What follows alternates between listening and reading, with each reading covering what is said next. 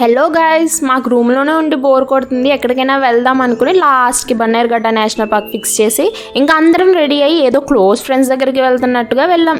అమ్మ బాబాయ్, ఆ ట్రాఫిక్లో కష్టపడి వచ్చేసరికి అందరికీ సరదా తీరిపోయిందండి.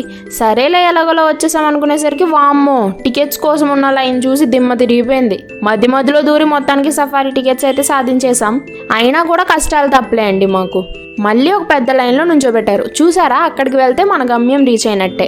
సరే, ఆ లైన్ అయిపోయింది అనుకునేసరికి మళ్ళీ ఇక్కడ అందరినీ స్కూల్లో లైన్గా కూర్చోబెట్టారు.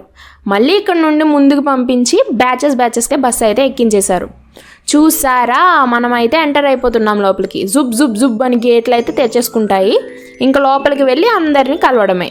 వెళ్ళగానే డ్రైవర్ అన్న రైట్ టర్న్ ఇచ్చుకోండి, డీర్ కనిపిస్తుంది అన్నారు. వామ్మో, అది డీర్ మందే. ఏదో ఫ్యామిలీ అంతా పిక్నిక్కి వచ్చి వనభోజనం చేస్తున్నట్టు ఉంది.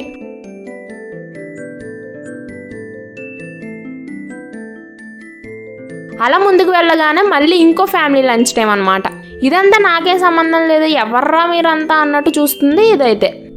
ఇంకా ముందుకు వెళ్తే ఏనుగులు వచ్చాయి. అబ్బా, ఈ బుడ్డోళ్ళు ఇద్దరు అయితే భలే ఎంజాయ్ చేశారండి. ఏదో మనకి పేర్లు తెలియనట్టు ఏం చూసినా గట్టిగా పేర్లు చెప్తూనే ఉన్నారు. చూసారా, పైన తెల్ల పులి, కింద నార్మల్ పులి. పైన కూర్చుంది ఆడదేమో, స్టైల్గా బాడీని సర్దుకుంటుంది. అదిగోండి అక్కడ మళ్ళీ పులి, ఎంత శబ్దం వచ్చినా కూడా లేకుండా సూపర్గా పడుకుంది. అదిగోండి 2 ఆడసింహాలు, షిఫ్ట్ అనుకుంటా, ఒకటి పడుకుంటే ఇంకోటి కాపలా కాస్తుంది. అలా ముందుకు వెళ్ళాక ఏంట్రా ఇంతసేపు ఆపారు బస్సు అనుకుంటే, మా బస్సు ఎదురుగా ఒక ఎలుగుబంటి కూర్చుని దాని పని చేసుకుంటుంది. అలా మా బస్సు పక్కకు వచ్చి వాసన కూడా చూస్తుంది. ఇంక మళ్ళీ అక్కడ చూసారా, నీ పక్కన పడ్డాది చూడు నాది ఈ నెక్లెస్ గొలుసు అనుకుంటూ ఏదో తెగ వెతికేస్తుందండి ఆ ఎలుగుబంటి.